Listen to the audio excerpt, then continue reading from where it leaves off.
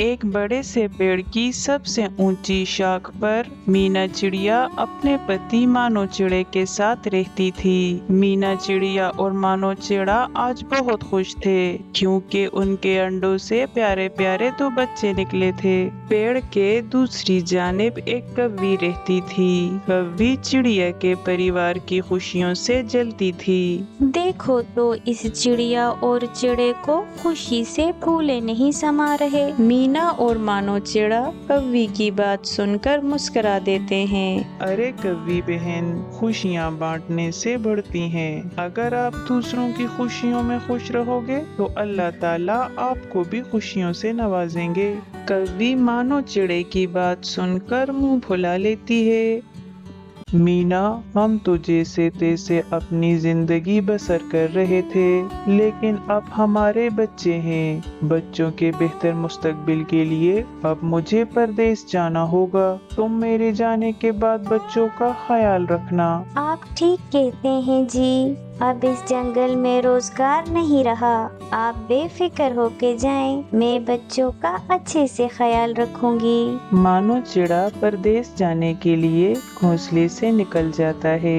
मानो चिड़े के जाने के बाद चिड़िया का दिल बहुत उदास था, लेकिन अब अपने बच्चों को उसे ही संभालना था। चिड़िया बच्चों के लिए दाना लेने घोंसले से निकल जाती है। वो जैसे ही घोंसले से निकलती है तो रास्ते में उसे तोता मिल जाता है। अरे चिड़िया बहन, कहाँ जा रही हो आप? तोते भैया, मैं अपने बच्चों के लिए अनाज लेने जा रही हूँ। चिड़िया के जाने के बाद जब तोता कव्वी के घोंसले के करीब से गुजरता है तो कव्वी तोते को आवाज लगाती है। अरे ओ मोटी चोंच वाले तोते, इधर तो आना। तोता कव्वी के पास आकर बैठ जाता है। ये चिड़िया मेरे बारे में क्या कह रही थी? कव्वी की बात सुनकर तोते को शरारत सूझती है।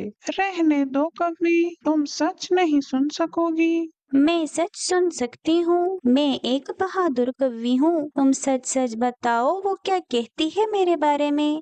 चिड़िया कहती है, ये कव्वी बहुत आलसी है। ये सारा दिन घोंसले में बैठी रहती है और ये जल कुकड़ी कव्वी मुझसे और मेरे बच्चों से तो बहुत जलती है और न जाने क्या क्या। और क्या कहती है? बोलो बोलो तोते, और क्या कहती है ये चिड़िया? कहती है, मोटी चोंच वाली कव्वी, इसकी चोंच तो इतनी मोटी है, अगर ये सेल्फी ले तो सिर्फ इसकी चोंच ही आएगी। तोता ये बोलकर चला जाता है, लेकिन कव्वी गुस्से से आग बबूला हो रही थी।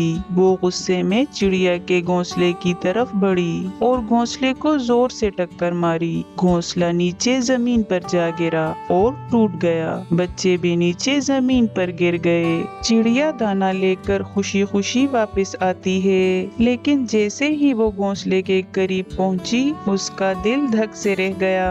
उसके नन्हे बच्चे जमीन पर गिरे कांप रहे थे। चिड़िया की चीख निकल गई। वो तेजी से नीचे उतरी और बच्चों को अपने परों में समेट लिया।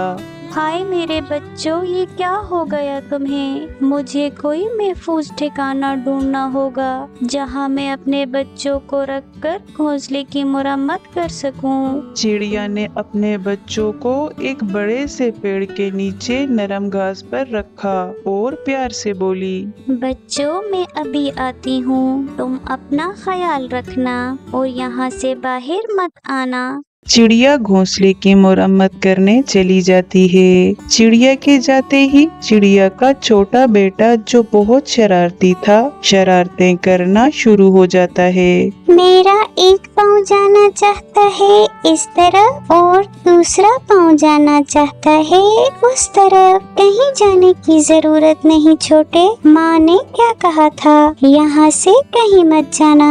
अरे भैया, यहाँ तो घोंसले से ज्यादा मजा आ रहा है, चलो चलो थोड़ी देर खेलते हैं। एक चील जो सामने के पेड़ पर बैठा था वो चिड़िया के बच्चों की आवाज सुन लेता है।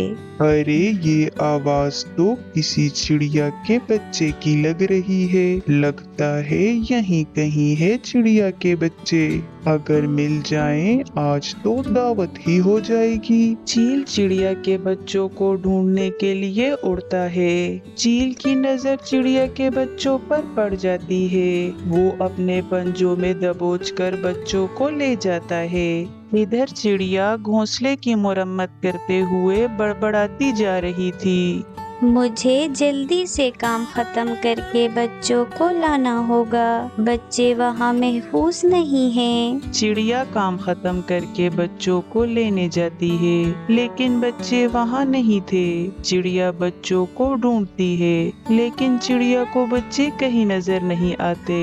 आखिरकार सामने पहाड़ी पर उसे बच्चों के पंख और हड्डियां नजर आती हैं। वो समझ जाती है कि अब इसके बच्चे नहीं रहे। चिड़िया बहुत दुखी होती है और रोती रहती है। मेरे बच्चे, मैं अब अपने पति को क्या जवाब दूंगी?